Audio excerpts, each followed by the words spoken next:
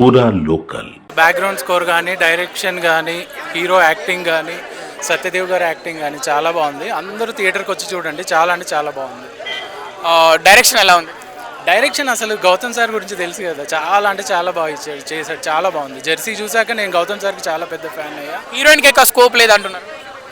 But ఈ story అలాంటిది. హీరోయిన్కి అంటే చాలా మూవీస్ ఉన్నాయి అలాంటివి, బట్ ఈ స్టోరీ అలాంటిది. హీరోయిన్ స్కోప్ లేదని అంటే లెంత్ కొంచెం ఎక్కువ ఉండడం వల్ల అలా అయింది.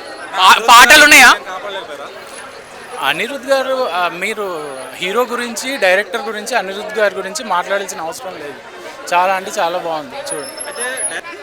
యాక్చువల్గా నేను షూట్ మొత్తం ఒక 50 days చేశాను. అంటే మీకు మొత్తం తెలుసు ఆ సినిమా ముందే? అంటే 70% ఐడియా ఉంది, తెలుసు. మీ ఎక్స్పెక్టేషన్స్ రీచ్ అయింది ఆ మూవీ అనుకుంటున్నారా? అసలు నేనే ఎక్స్పెక్ట్ చేయలేదు. చాలా అంటే చాలా బాగుంది. చాలా బాగుంది. సినిమా అసలు స్టోరీ ఏంటి? స్టోరీ చెప్పకూడదు.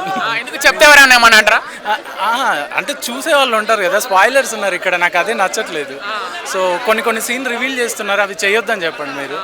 సినిమాకి అవే కొంచెం బాగుంది. పార్ట్ 2 కూడా ఉందంటున్నారు. ఉంటుంది.